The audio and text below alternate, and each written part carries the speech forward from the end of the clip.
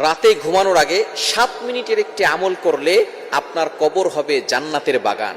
শুধু তাই নয়, আল্লাহ পাক রব্বুল আলামিন আপনার জন্য জান্নাতটাকে সহজ করে দিবেন এবং ফেরেশতারা আপনাকে স্বাগতম জানাবেন, আপনাকে ওয়েলকাম জানাবেন যখন আপনি দুনিয়া থেকে বিদায় নেবেন।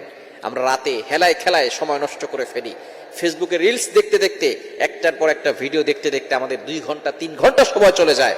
আপনি 7 মিনিটের যদি একটা আমল করতে পারেন, যদি একটু আস্তে করে পড়েন তাহলে হয়তো সর্বোচ্চ 10 মিনিট সময় লাগতে পারে, তবে 7 মিনিটে পড়া যায়। তবে একটু আরামের সাথে যদি পড়তে চান, একটু ধীরস্থিরভাবে পড়তে চান, তাহলে 10 মিনিট সময় লাগতে পারে।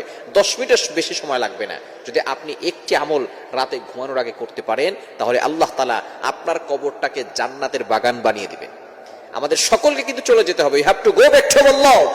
আমরা সকলে ওই কবরে চলে যাব, মাটির নিচে চলে যাব।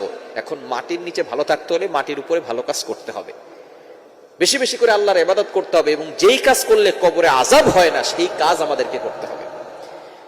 এমন একটি সূরা রয়েছে পবিত্র কোরআনুল কারীমের ভিতরে, যে সূরা যদি আপনি ইশারা নামাজের পরে পড়েন, রাতে ঘুমানোর আগে পড়ে ঘুমান, তাহলে আল্লাহ পাক রব্বুল আলামিন আপনার কবরে কোনো আযাব দিবেন না, কবরে কোনো আযাব হবে না, এবং কবরে যাওয়ার সাথে সাথে ফেরেশতারা আপনাকে ওয়েলকাম জানাবেন, স্বাগতম জানাবেন, এবং মুনকার নাকির আপনাকে যে প্রশ্ন করবে, মার রব্বুকা, তোমার রবকে, ওমা দীনুকা, তোমার দিন কি, ওমান নাবিয়্যুকা আতারিফু মান হাযা রাজুল, একটা ছবি দেখিয়ে বলবে এই লোকটাকে চিনো।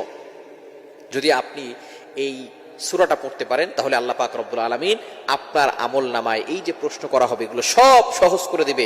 আপনি প্রশ্নের উত্তরগুলো সহজে দিতে পারবেন। সেটা হচ্ছে পবিত্র কোরআনুল কারীমের 30টি আয়াত বিশিষ্ট একটি সূরা, সূরাতুল মুলক। 29 নম্বর পারার 1 নম্বর পৃষ্ঠা একেবারে শুরুতেই রয়েছে সূরাতুল মুলক। তাবারাকাল্লাযী বিয়াদিহিল মুলক ওয়া হুয়া আলা কুল্লি শাইইন কাদির। এই সূরাটা এত পাওয়ারফুল একটি সূরা, যে ব্যক্তি রাতের বেলা ঘুমানোর আগে মাত্র 7 থেকে 10 মিনিট সময় লাগবে, এই সূরাটা যদি আপনি পড়তে পারেন আর মুখস্থ করে যদি আপনি রাখতে পারেন, অবশ্যই মুখস্থ করে রাখলে আপনার বেশি সময় লাগবে না। 30টা আয়াত যদি আপনি 3টে আয়াত করে একদিনে পড়েন, তাহলে 10 দিনে 30টা আয়াত আপনি মুখস্থ করতে পারবেন। মাত্র 10 দিন সময় লাগবে।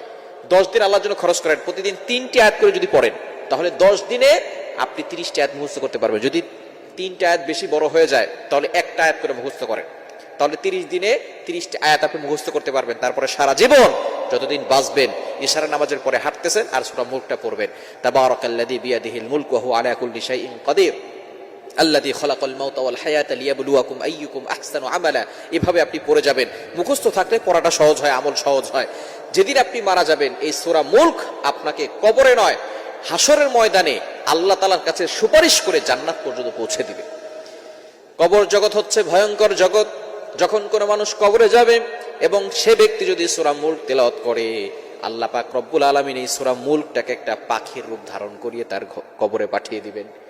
নূরে নূরান্বিত চমকানো একটি আলোর মতো পাখি পাঠিয়ে দিবেন আল্লাহ তাআলা কবরের ভিতরে।